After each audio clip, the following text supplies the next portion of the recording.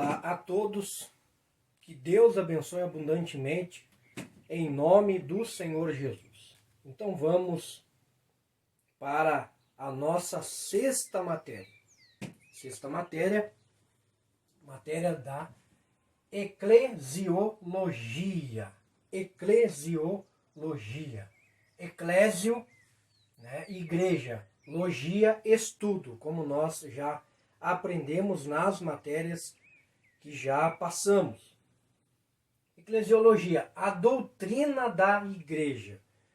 A igreja também possui uma doutrina ou um ensinamento segundo a teologia. A palavra grega no Novo Testamento para igreja é eclésia, que significa uma assembleia de chamados para fora. Uma assembleia de chamados para fora.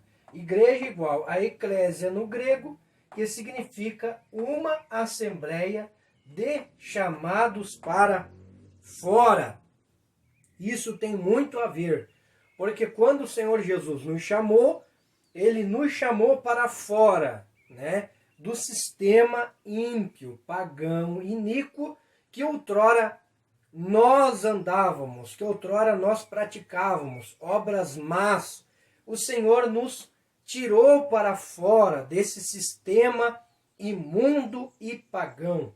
Então, é nessa matéria de eclesiologia, estudaremos sobre o que é a igreja, a fundação da igreja, a obra da igreja, as ordenanças da igreja, o culto e o ministério da igreja.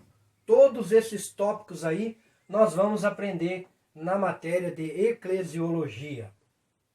Primeiramente, o que é a igreja? O que é a igreja? Primeiro, a igreja é, não que seja necessariamente nesta ordem, mas colocamos uma ordem aqui. O corpo de Cristo. A igreja é o corpo de Cristo. O Senhor Jesus Cristo deixou este mundo há mais de 2000 anos atrás. Entretanto, Ele ainda está no mundo. Com isso, queremos dizer que sua presença se faz sentir por meio da igreja, o qual é o seu corpo. Isso está em Romanos capítulo 12, versículo de número 5. Assim nós, que somos muitos, somos um só corpo, em Cristo, mas individualmente somos membros uns dos outros. Todos nós juntos somos um só em Cristo, mas individualmente ou separadamente nós somos membros uns dos outros. Dependemos uns dos outros. Carecemos um da ajuda do outro. Isso é igreja.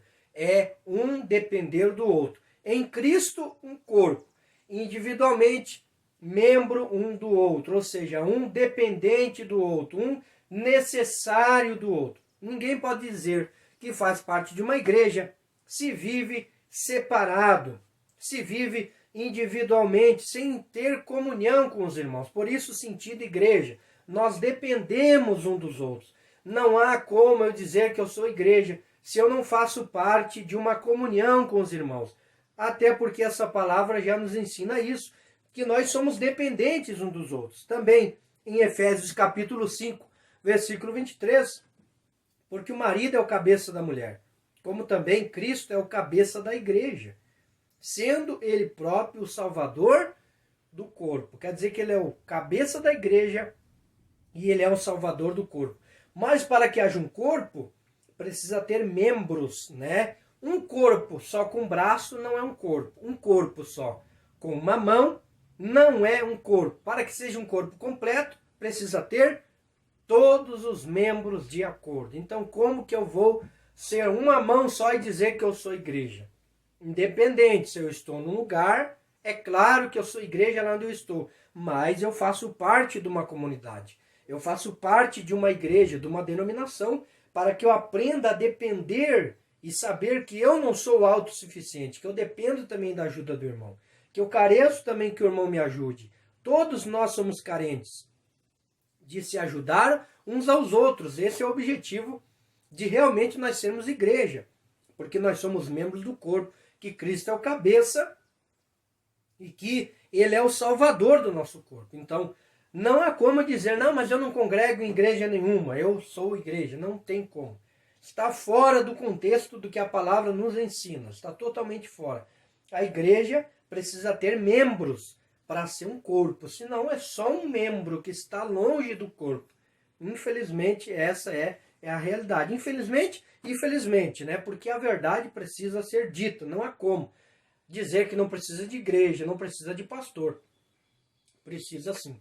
Isso foi estabelecido pelo próprio Senhor Jesus.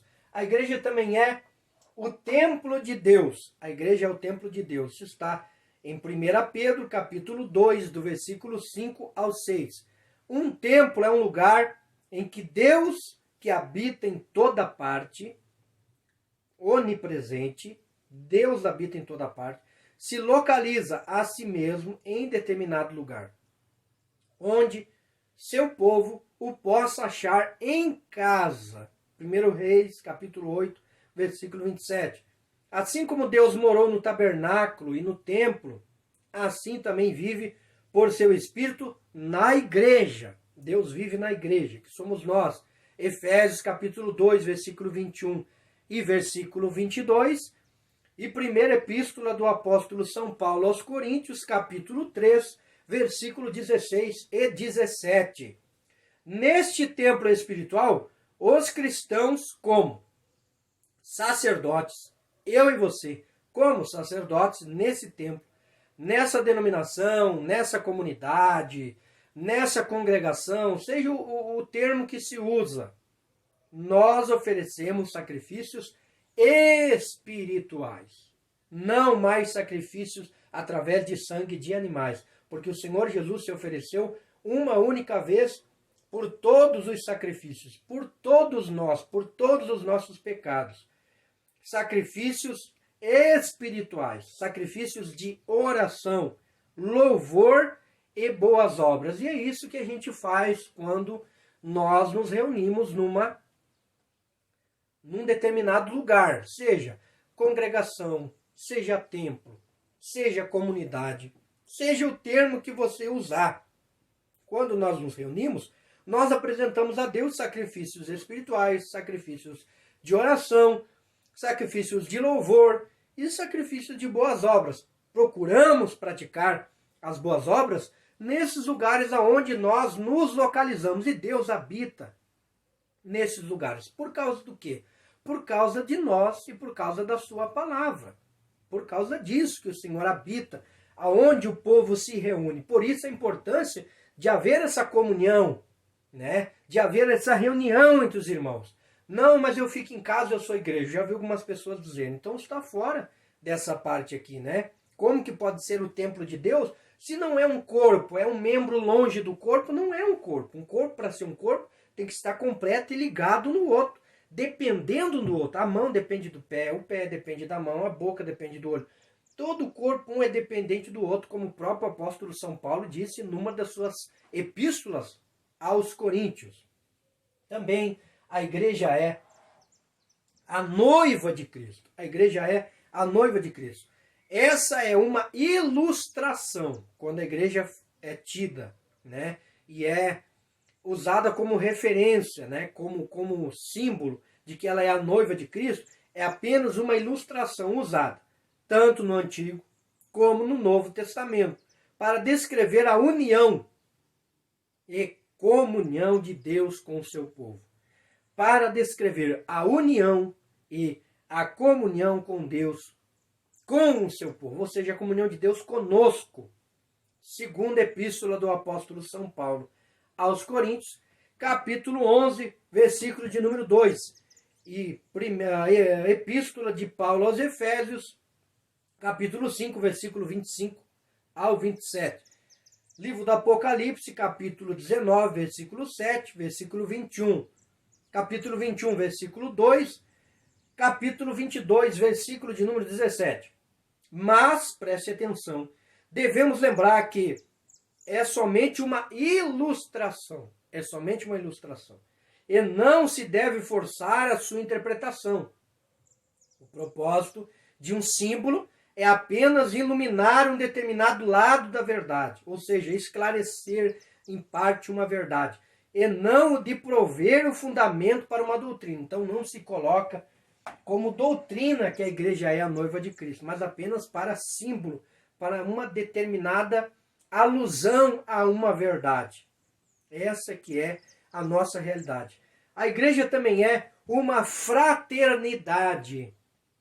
A igreja é uma fraternidade, ou comunhão espiritual, no qual foram abolidas todas as divisões que separam a humanidade. Todas as divisões que separam o ser humano. Na igreja, essas divisões são colocadas de lado. Não há grego nem judeu. A mais profunda de todas as divisões, baseadas na história religiosa, é vencida através da igreja, através de Cristo.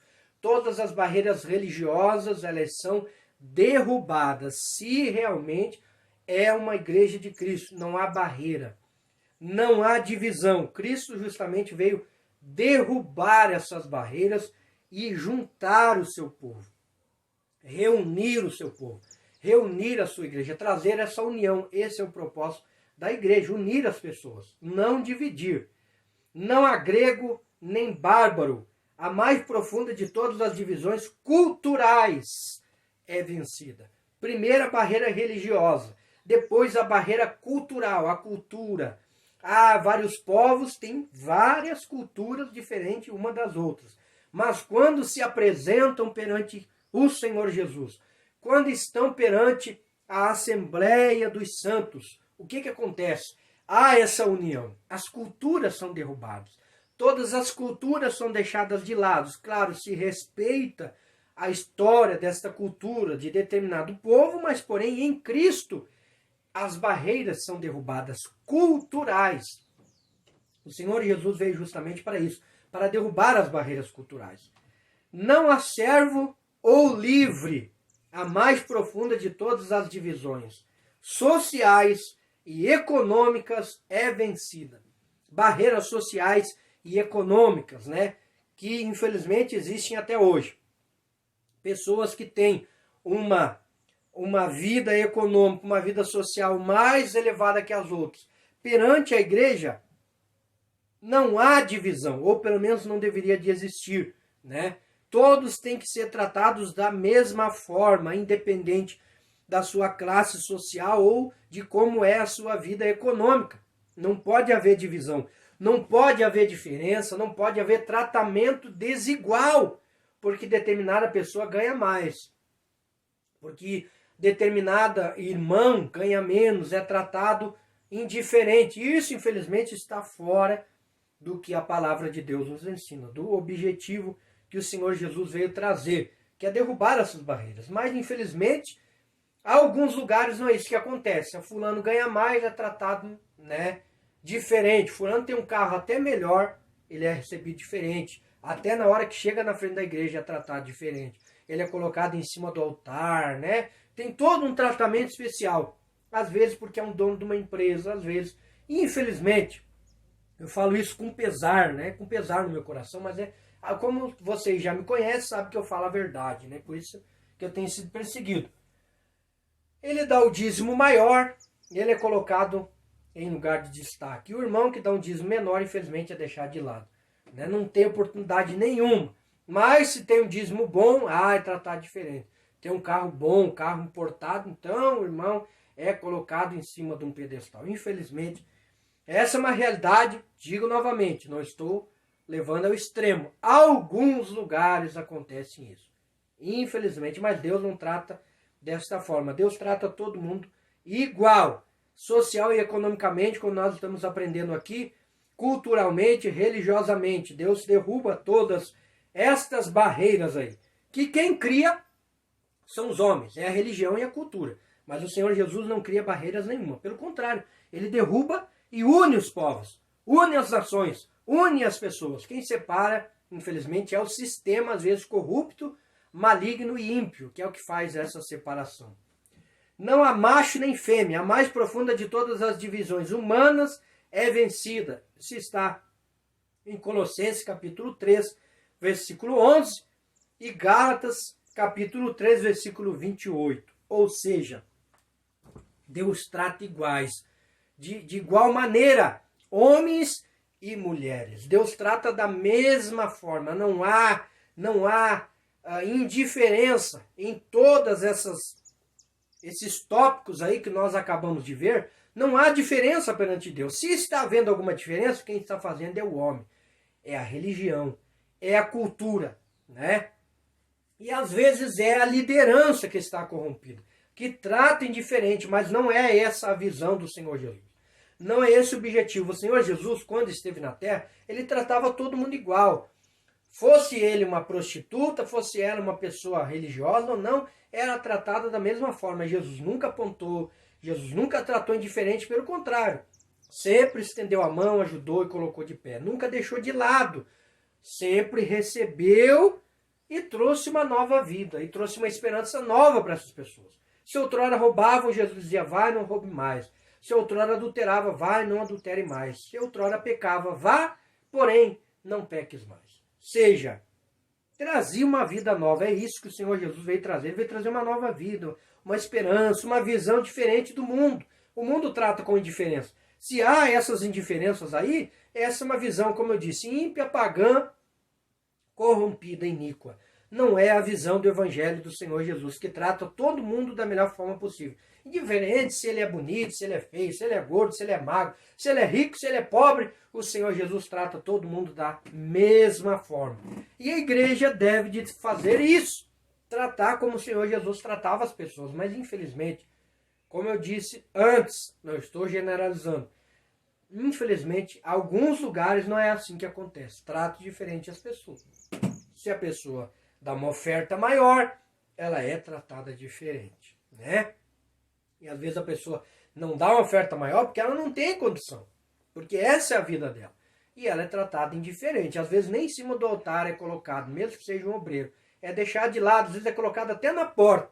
Né? O irmão às vezes, né, não se veste bem, né? Não tem vestes assim, um terno bonito. A irmã, ele é deixado lá no fundo da igreja, colocado ele lá fora da igreja. Não recebe nem ele, não dá nem oportunidade em cima do altar. Não, porque o irmão, coitado, não pode. O irmão é feio, o irmão é desdentado. Infelizmente, isso acontece ainda no século XXI que nós vivemos aqui, infelizmente. Mas não é essa a visão do Senhor Jesus. A visão é que receba a todos da mesma forma como ele recebeu no passado. Venhamos também fazer no presente. Abraçar a todos, independente da forma como eles são, independente da situação econômica que eles vivem. Precisamos ajudar, precisamos abraçá-los. Esta é uma determinação do Senhor Jesus.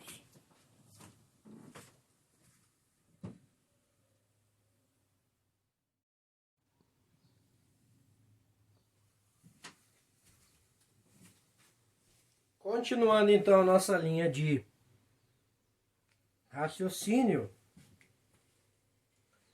Os membros da igreja. Os membros da igreja são chamados de, primeiro, crentes. Primeiro, os membros da igreja são chamados de crentes. Crentes.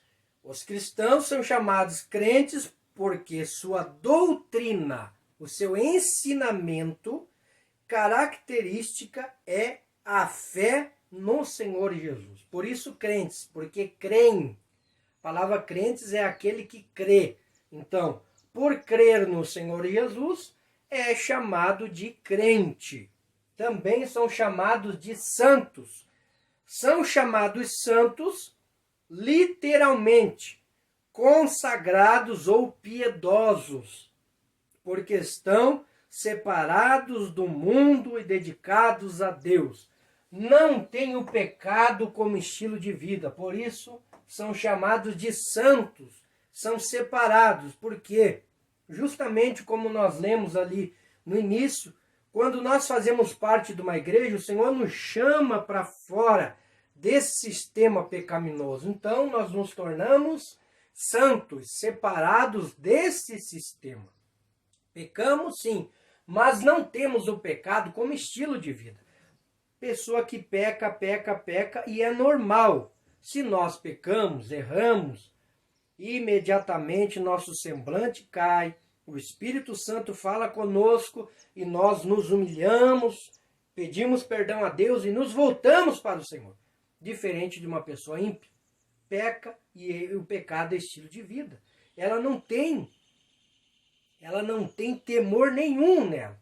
Ela não tem sentimento algum de repúdio por pecar. Pelo contrário, é uma coisa normal como tomar um copo de água. Diferente daqueles que são santos, crentes. Por isso somos chamados de santos. Literalmente, consagrados. Consagrados quer dizer separados ou piedosos, né? Porque estão separados do mundo, ou seja, foram tirados do mundo, tirados para fora, por isso fazem parte de uma igreja, e dedicados a Deus. Também são chamados de eleitos. Refere-se a eles como eleitos ou escolhidos, porque Deus os escolheu para um ministério importante e um destino glorioso. Ou seja, Deus escolheu a nós para um destino, para uma obra. E claro que cada um tem uma obra a fazer, né? Independente da obra que faz, seja ele até mesmo somente um membro, mas ele tem uma obra a ser feita, seja na sua casa, na sua empresa, né? Cada um tem uma obra a fazer nessa terra. Por quê? O Senhor nos chamou com um propósito. Por isso nos escolheu. Por isso nos elegeu, né? Ele nos elegeu. Veja bem, ele escolheu a cada um de nós. No meio de mais de 9 bilhões de pessoas no globo da Terra, ele escolheu ele escolheu você. Para quê? Para que nós venhamos cumprir a sua obra, o seu ministério que ele chamou a cada um de nós para fazer. Certamente, eu e você temos uma obra a fazer. Por mais que a gente ache que é pequena, mas perante Deus, o galardão, com certeza, ele é certo. Também somos chamados de discípulos, ou talmidins, no grego. Discípulos. São discípulos, literalmente, aprendiz. A palavra talmidim quer dizer aprendiz. Porque estão sobre preparação espiritual, com instrutores inspirados por Cristo, né? Então você é um discípulo do Senhor Jesus, você é um discípulo na denominação que você congrega, você é um discípulo lá do teu pastor. Tudo que o teu pastor está te ensinando, está te doutrinando, né? Você é um discípulo dele. Claro, você é um discípulo do Senhor Jesus, mas você também é um discípulo dele, porque tudo que ele está te ensinando com relação à fé, com relação a como ter uma vida que agrade a Deus, com relação a como servir a Deus, como fazer, né, a vontade do Eterno, certamente você é um discípulo do teu pastor. Por isso nós somos chamados de discípulos do Senhor Jesus e também somos discípulos dos nossos líderes. Eles fazem um papel importante que é discipular as pessoas. Isso que eu estou fazendo aqui é justamente gerar discípulos que possam aprender a palavra do Senhor como verdadeiramente ela é. Também são chamados de cristãos. Último tópico, tópico 5. Cristãos. São cristãos porque sua religião gira em torno da pessoa de Cristo. E a palavra cristãos, no grego, quer dizer pequenos cristos. Pequenos cristos. Então, quando uma pessoa é chamada de cristã, é um peso muito grande que vem na vida da pessoa. É um peso muito grande. É uma responsabilidade muito grande. Porque já pensou, a pessoa está sendo parecida com Cristo. Semelhante a Cristo, né? Nas suas atitudes. Quando nós vamos fazer uma coisa, nós sempre temos que usar isso. Isso eu deixo como exemplo, né? E também uso isso como conselho, se você quiser seguir. Né? Não estou mandando, estou dando um conselho se você quiser aceitar. Sempre que nós vamos fazer uma coisa, nós temos que saber que nós somos cristãos, que nós somos crentes, que nós somos santos, que nós somos eleitos e que nós somos discípulos. Isso é o que nós somos em Cristo. Fora de Cristo não somos nada, né? Mas em Cristo nós somos cristãos. Então, quando vamos fazer uma coisa, temos que dizer, Senhor, se fosse o Senhor, como o Senhor faria? Temos que tentar nos colocar nas situações da nossa vida que nós passamos se fosse o Senhor Jesus naquela hora, como que ele ia fazer? Como que ele ia agir? Como que ele ia reagir? Como que ele ia falar? Aí nós realmente podemos dizer que nós somos cristãos. Se nós agirmos pela nossa vontade, pelo nosso intelecto, pela nossa carnalidade, pelo nosso desejo carnal, nós não vamos poder ser chamados de cristãos. Porque nós estamos sendo levados pela carne, pelo velho homem. E o velho homem já morreu. Nova criatura nós somos em Cristo. Então somos cristãos. Quando vamos fazer qualquer coisa, temos que dizer, Senhor, se fosse o Senhor, como que o Senhor ia fazer? E se eu tenho dúvida, orar, ir para a palavra. Ir para a palavra de Deus e pedir orientação para Deus. Naquela situação, como o Senhor agiu, como o Senhor agiria. E certamente, se você tem o Espírito de Deus, ele vai direcionar você. Não vai deixar você fazer algo que não seja da vontade dele. Que realmente ele não fosse agir desta forma. O nosso erro, meus amados e minhas amadas, infelizmente, é nessa parte. Claro, várias coisas. A gente erra, a gente não é perfeito. Mas a gente erra muito nessa parte. Quando a gente vai fazer uma coisa, a gente faz. A gente faz. A gente não se coloca como se Cristo estivesse agindo através da gente. Quando a gente vai ajudar alguém, né? A gente faz para não ser visto, para não ser atendido, para não ser aplaudido. Quando a gente vai fazer alguma coisa profissional na nossa empresa, se fosse Jesus que estivesse trabalhando naquele determinado lugar onde eu estou, como que ele ia agir? Como que ele ia trabalhar? Você já parou para pensar? Nós temos que ser cristãos não só dentro da comunidade onde nós estamos, congregação, denominação, templo, ou seja, o que for o nome que você use. Nós temos que ser principalmente fora. Aonde nós andamos, aonde nós vivemos, dentro da nossa casa, nos vizinhos, na rua, no mercado, aonde nós formos, nós temos que ser cristãos. Temos que resplandecer a luz que está em nós. Ou, né, se nós não somos, é óbvio que não vamos conseguir transparecer. Nós só vamos transparecer aquilo que está dentro de nós. Agora, se Cristo não está dentro de nós, certamente o que vai transparecer vai ser uma vida carnal, né? Vai ser uma vida ímpia, vai ser práticas ímpias, atitudes ímpias, pagãs, pecaminosas. Atitudes de pessoas mundanas. Aí não há como usar esse termo aqui cristão.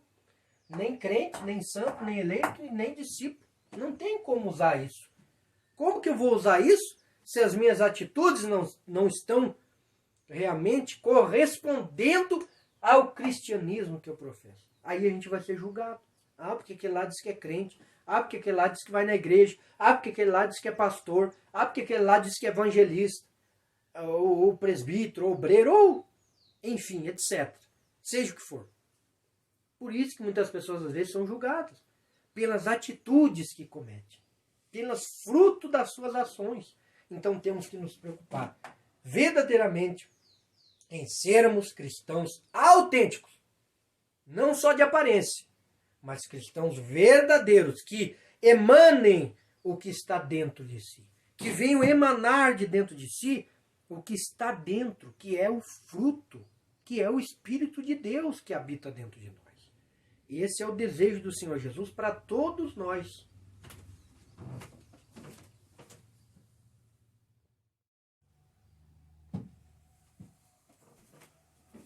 Agora vamos falar também sobre a fundação da igreja.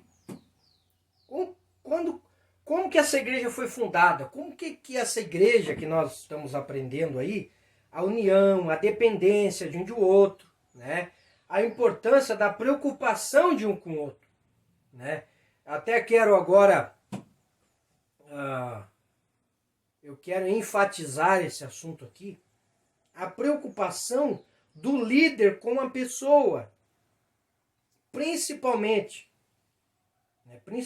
o pastor da igreja tem que se preocupar com as ovelhas. A ovelha não veio no culto, ele tem que se preocupar. E hoje não tem desculpa de dizer que não se lembrou, porque tem WhatsApp, tem Facebook. Não custa mandar uma mensagem: irmã, como é que está? Meu irmão, como é que está? Irmã, e a luta aí? E aí, irmã, tá precisando de alguma coisa? Não tem desculpa para não se lembrar da pessoa. Infelizmente, como eu disse, só se preocupa com pessoas hoje, alguns, só se der dízimo. Se não der dízimo, se não der oferta, não se preocupa. A pessoa não vai dar lucro, por que eu vou me preocupar com ela? Né? Por que eu vou me preocupar com a irmã? Mas nem dízimo não dá. O irmão nem dízimo não dá, de repente ele não teve entendimento ainda do que é dízimo, ou ele está com algum problema financeiro, mas eu vou orar por ele, vou conversar com ele. Eu não vou cobrar, o próprio Deus não cobra. Então tem que ser dado de coração, né? Tem que ser dado com amor. Todo e qualquer ato que nós fazemos a Deus ou ao próximo, seja a quem for, tem que ser primeiramente a base, o fundamento é o amor. Eu não posso dar por obrigação nem por interesse. Eu tenho que dar por amor.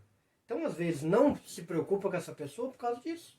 Ah, deixa que ele não tem importância. Agora, se o dizimista não vier no culto, certamente ele vai mandar uma mensagem perguntar por que não veio. Se ele disser que foi visitar uma outra igreja, esse líder vai entrar em desespero. Meu Deus, vamos perder o dízimo do irmão, como é que vamos fazer?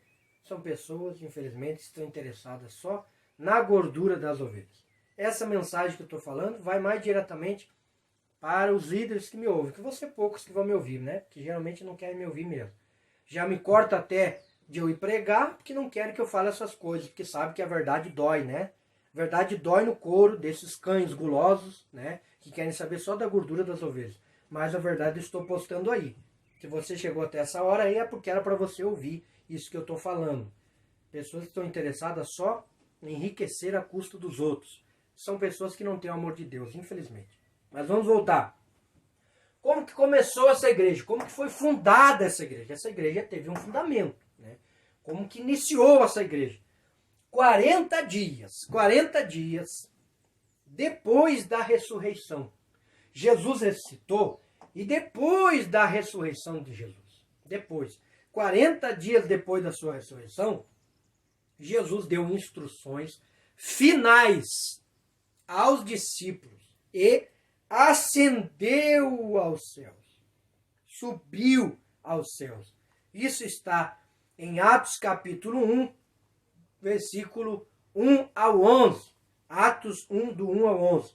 Os discípulos voltaram para Jerusalém.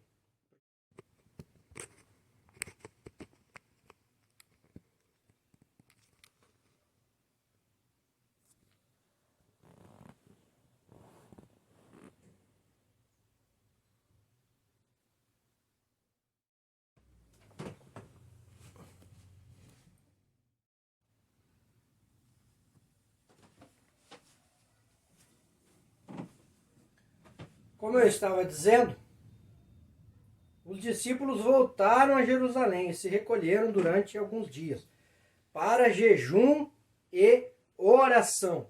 Para jejum e oração. A igreja começou no jejum e na oração, até que o Espírito Santo viesse, porque Jesus deu a ordem para eles. Olha, vocês fiquem em Jerusalém, até que do alto vocês sejam revestidos de poder. Até que venha o revestimento de poder sobre a vida de vocês.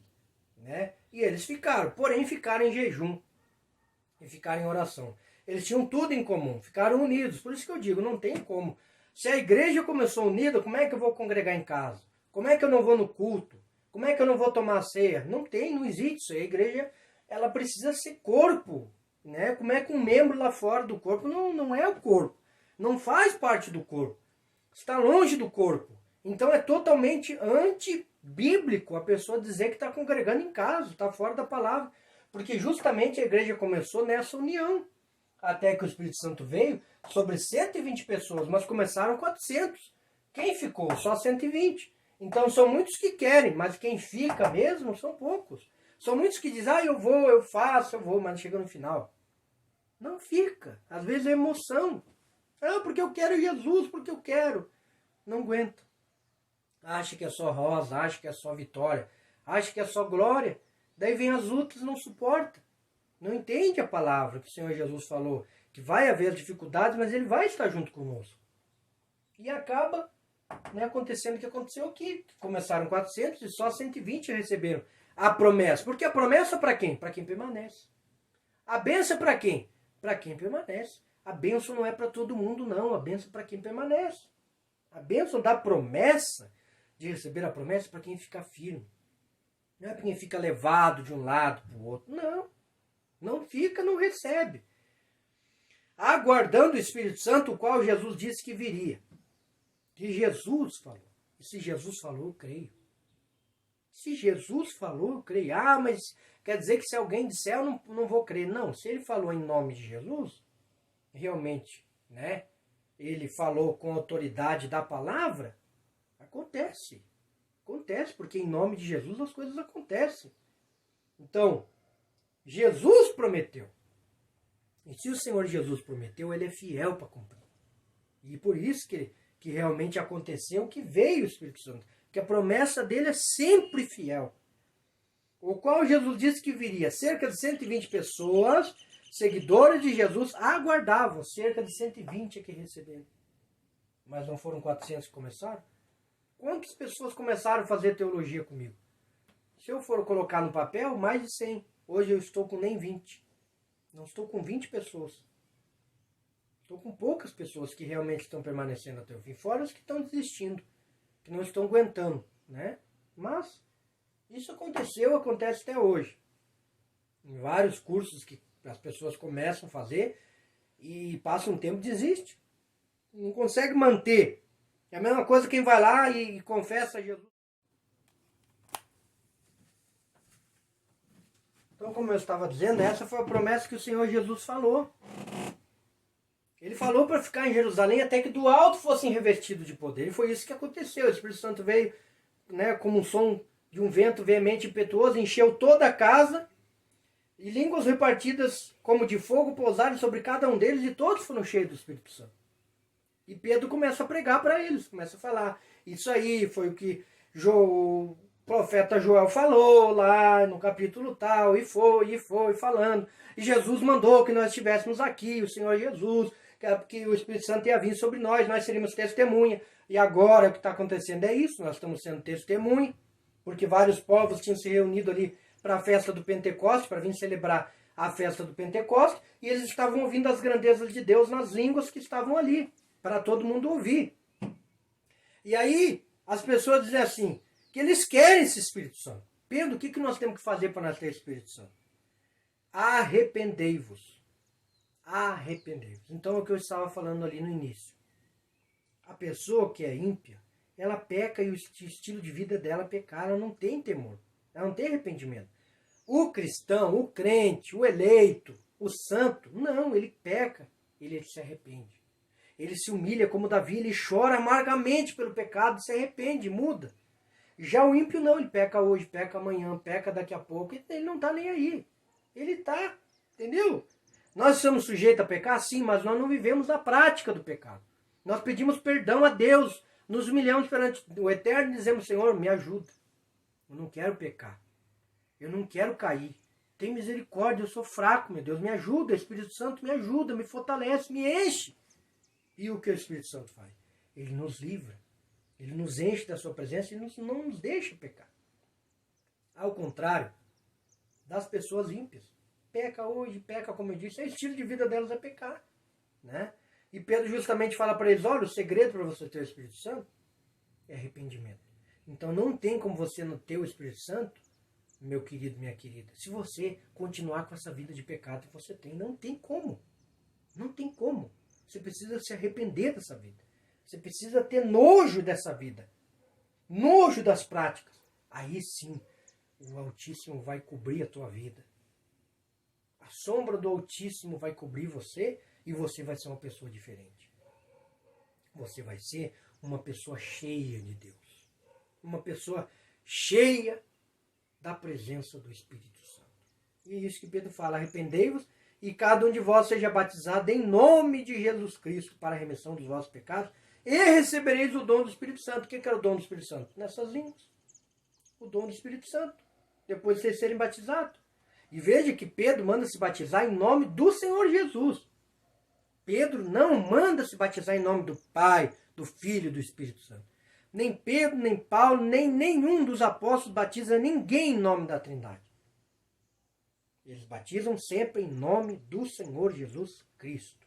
Sempre em nome do Senhor Jesus Cristo. Esse é o batismo apostólico, o batismo bíblico. Eu estou falando que está na Bíblia. Se você não gosta, o problema é teu. Tá? É só você arrancar as páginas da Bíblia, mas ainda vai continuar sendo a palavra de Deus. Pedro manda, sejam batizados em nome de Jesus Cristo. Paulo batiza em nome de Jesus Cristo. só se batiza na era apostólica só em nome do Senhor Jesus Cristo. Ninguém batiza em nome da Trindade. Pai, Filho e Espírito Santo. O batismo verdadeiro, autêntico, apostólico é esse que eu estou falando para vocês aqui. Em nome do Senhor Jesus Cristo, que é o que a Bíblia ensina. Se você me mostrar a Trindade lá, que alguns dos apóstolos batizou, tudo bem, mas eu procurei e não achei. Não achei. Ah, mas Jesus mandou que tem que ser batizado em nome do Pai. Você tem certeza que Jesus mandou mesmo? Ou será que aquilo ali não foi acrescentado? Você tem certeza que Jesus mandou batizar em nome do Pai, do Filho e do Espírito Santo? Ou será que aquilo não foi acrescentado? Meu irmão, procure a fundo para você ver. Estude. Você que tem sede, procure saber o que foi acrescentado na Bíblia no batismo. E você vai ver que a história prova, na própria Bíblia, tá? Na própria Bíblia católica está escrito na explicação embaixo, no mesmo capítulo, Mateus 28, 19, está escrito que foi acrescentado Pai, Filho e Espírito Santo. Jesus nunca falou isso. Jesus mandou fazer discípulos só. Jesus não mandou batizar. Depois ele disse, quem crer e for batizado. Ele nem falou em Trindade ali. Porque é em Cristo que as coisas acontecem. É Cristo que nos salvou. É Cristo que vai nos levar para o céu. É Ele que morreu por nós, então o batismo tem que ser em Cristo, em Jesus. Não em nome de Trindade colocado pela Igreja Católica. Essa é a verdade. Essa é a minha visão, essa é a minha posição. Eu respeito todo mundo. Respeito todas as visões. Respeito se você batiza em nome do Pai e do Espírito Santo. Não estou falando contra, estou falando só o que a Bíblia mesmo diz. Pesquise na história. Se você acha que eu estou falando lorota, pesquise na história. Pegue a Bíblia Católica e veja lá Mateus 28, 19 para você ver o que está escrito lá embaixo na explicação. Para você ver se não foi acrescentado em nome do Pai, em nome do Filho e em nome do Espírito Santo. Pai, Filho e Espírito Santo não é nome, é título. Como é que é meu nome? Meu nome é Pai? Como é que é o nome do meu filho? O nome dele é o Filho. Teu nome é Filho? Se alguém chamar o Filho, vários filhos vão olhar. Não, ele tem nome, o nome dele é Isaías. Então o batismo é em nome de Jesus Cristo. Não é em títulos. É em nome do Senhor Jesus. Essa é a minha explicação, esse é o meu entendimento, e é isso que a Bíblia diz. Se me mostrarem se algum apóstolo fez ao contrário, batizou em Trindade, daí eu creio. Tá? Mas enquanto eu vou ficar com a palavra. Cerca de 3.000 pessoas aceitaram a Cristo como seu Salvador naquele dia, Atos 2,41. Cerca de 3.000 pessoas foram batizadas em nome de Jesus. Cerca de 3.000 pessoas foram salvas depois que Pedro prega cheio do Espírito Santo, revestido do Espírito Santo. Quando a pessoa é cheia do Espírito Santo, a mensagem dele é diferente. Pode parecer dura, pode parecer pesada.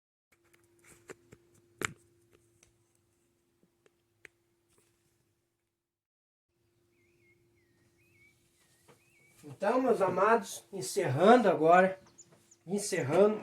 pesquise, estude. O que eu tenho tentado passar para vocês é a verdade. Pode ser que algumas pessoas se escandalizem até com algumas coisas que eu falei aí. Ah, mas eu não creio, porque eu estou trazendo a verdade para você, tá? E como nós estamos vivendo os últimos dias da igreja na terra, eu vou trazer a verdade para vocês. É a verdade que liberta, é Cristo que liberta. Não é Pai, Filho e Espírito Santo, é Cristo, é Jesus que morreu na cruz. Eu não estou descrendo da Trindade, como eu falei, eu estou falando batismo. Tá bom? É isso que eu estou dizendo para vocês. Eu sei que existe um Pai, e eu sei que existe um Filho e tem um Espírito, que é o Espírito de Deus. Deus é Espírito, é o próprio Deus. O Espírito Santo é o próprio Deus, né? Então eu sei que existe o Pai, eu sei que existe o Filho. Eu estou falando do batismo que é em Cristo, é em Jesus. Você discorda? Discorde da palavra. Você não está discordando de mim, você está discordando da palavra do Senhor Jesus. Você está discordando do que a Bíblia diz. Todos eles fizeram desta forma. Então, meus amados, qualquer dúvida, estamos aí para esclarecer. Aos irmãos, entrem em contato comigo no WhatsApp, né? Os meus alunos, principalmente, esse vídeo é colocado no YouTube, mas é mais voltado para meus alunos. E peço a vocês, orem por mim que eu oro por vocês. Tenho passado perseguições, mas glória a Deus por isso. Glória a Deus por isso. Glória a Deus por isso. Sei que Deus está comigo. Não é meu interesse, né, agradar as pessoas. Meu interesse é agradar a Deus. E eu sei que eu estou procurando fazer realmente que agrada ao Senhor. Um beijo no coração. Querendo-me para seu amigo e continuando assim, eu quero você para meu amigo também no ano que vai entrar. Deus abençoe abundantemente, em nome do Senhor Jesus, a vida de todos de uma forma especial. Esse é o meu desejo, esse é o meu sincero desejo a todos vocês, em nome de Jesus. Tchau, até a próxima aula, permitindo Deus.